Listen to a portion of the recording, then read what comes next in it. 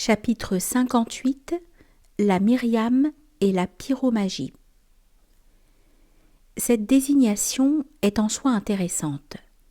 Marie, la Vierge Théotokos, Mère de Dieu, a également été conçue comme la personnification de l'Église, qui, en tant que dispensatrice de vie surnaturelle, fait naître le Dieu, le Christ en nous, et l'on trouve une idée analogue dans l'ésotérisme hébraïque à propos de la Shekinah, qui fut notamment identifiée à la force mystique et efficace d'une organisation initiatique.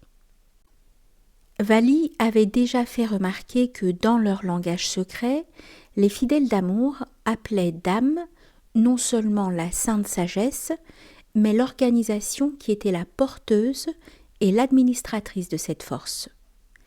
Nous retrouvons donc dans l'école de Crémertz, avec une symétrie significative, la même conception. Si chacun a sa Myriam, sa femme, qui est l'entité fluidique ou double vitale de l'être propre, il y a en outre une Myriam collective, formée par la chaîne elle-même, ou mieux par la force fluidique de l'organisation, invoquée en tant qu'entité ou influence spirituelle supérieure par tous ceux qui en participent à travers leur intégration spirituelle et opérative et leur poursuite de l'illumination. Cela étant, dans les écrits que Crémertz a laissés, les références à la voix de Vénus semblent se limiter à l'allumage d'un feu psychique, qu'on appelle pyromagie, à travers un rapport entre deux individus de sexe opposé, rapport tel qu'il exclut le contact physique. L'orientation serait donc apparentée à celle des formes médiévales particulières sur lesquelles nous nous sommes déjà penchés. Parlant de la magie au sens générique, Crémertz écrit, ouvrez les guillemets, « La magie, état actif de conquête de la volonté, relève de la compétence absolue du mâle, mais le mâle ne serait pas ce qu'il est si la femelle ne se prêtait à la pulsion du mâle comme récipiendaire. » Fermez les guillemets. Le féminin fournissant ici essentiellement le fluide pour activer et magnétiser la volonté et pour la mener une fois complétée à un état d'androgénie. Mais nous reviendrons sur ces possibilités ou applications opératives.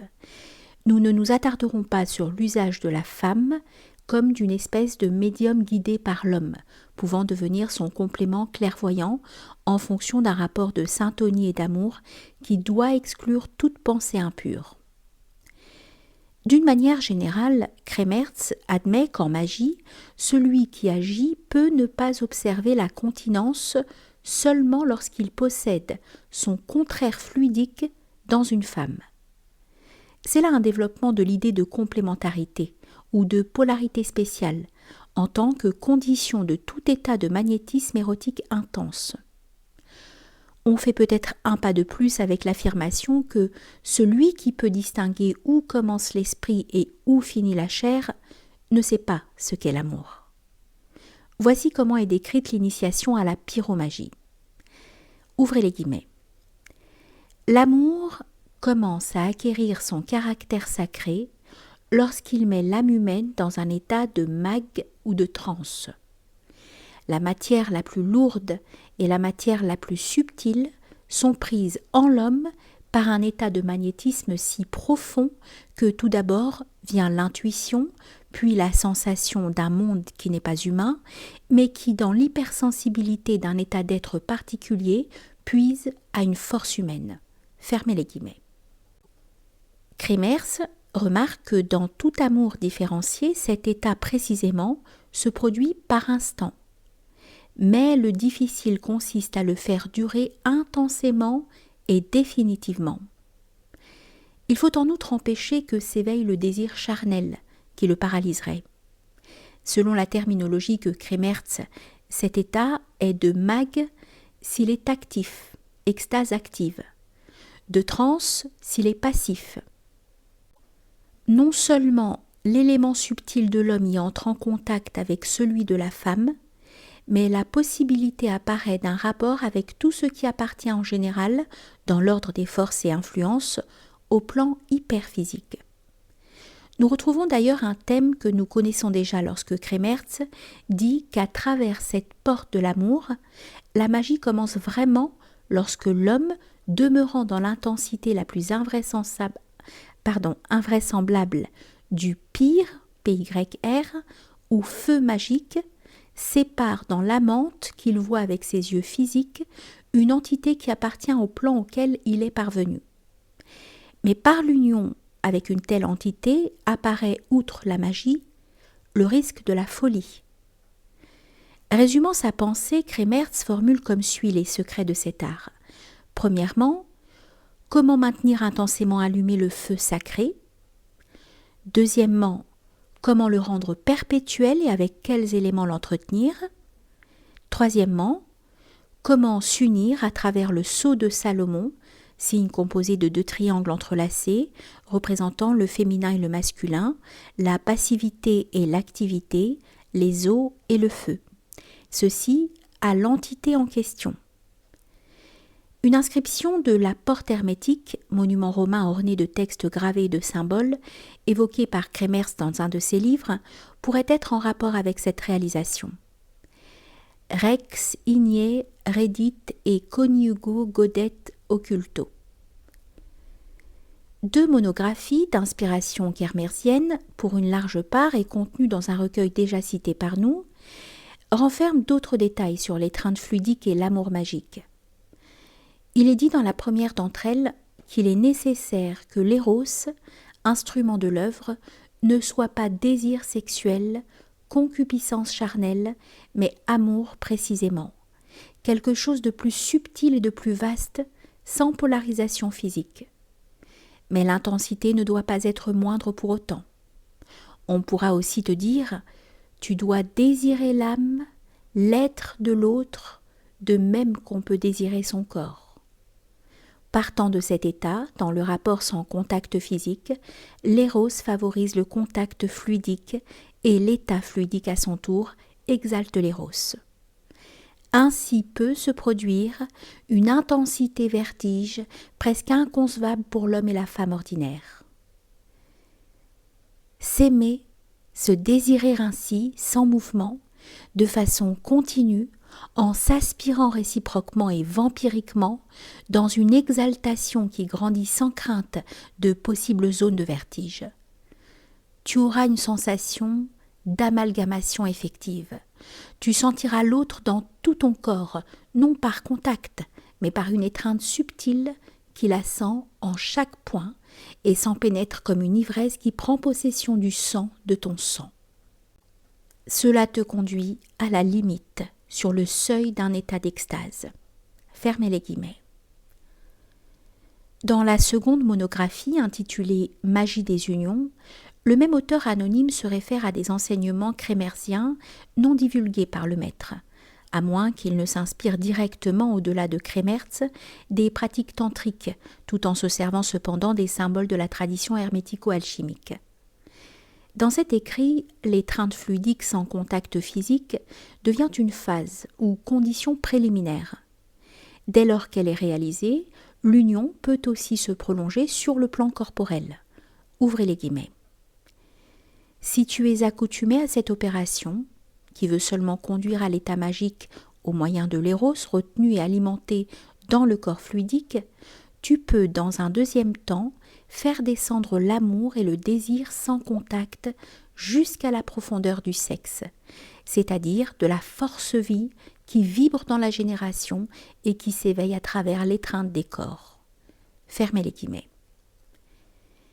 Afin que cela ne mène pas à une rupture de l'état magique, mais à son intensification dont le terme est la réalisation de l'amour qui tue, la condition que nous avons rencontrée dans le tantrisme hindou, dans les pratiques taoïstes et chez les Arabes, est clairement indiquée. Parvenir à l'acmé de l'orgasme sans émettre la semence. Nous ne nous arrêterons pas à d'autres détails d'ordre rituel notamment fournis par l'auteur. Nous soulignerons seulement un point important. Il distingue 2 phases de l'expérience, mises en relation avec les 2 régimes, de l'eau et du feu, de la femme et de l'homme, de la lune et du soleil, dont parlent les hermétistes.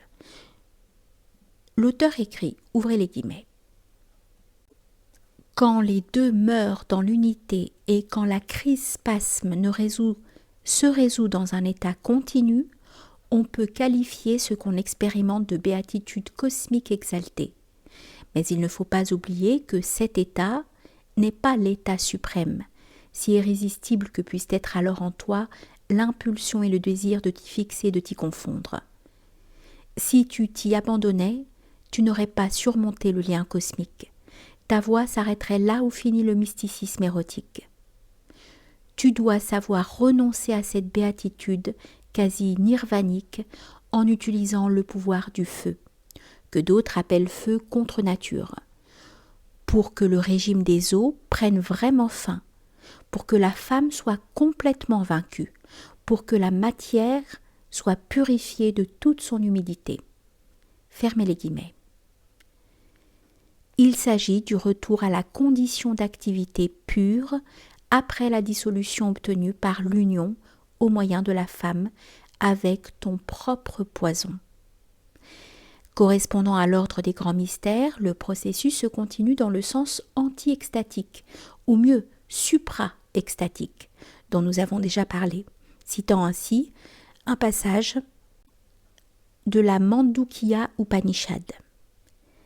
En fonction de cela précisément, il y aurait une différence essentielle entre ce que les deux parties, l'homme et la femme, peuvent respectivement tirer en règle générale de l'expérience. Ouvrez les guillemets. La limite de participation de la femme, je veux dire la limite de sa réalisation propre, lorsqu'unie à toi elle te suit, c'est cette extase où plonge et se développe l'acmé de l'étreinte. La femme ne peut pas aller plus loin, de par l'irrévocable loi de sa nature. Fermez les guillemets.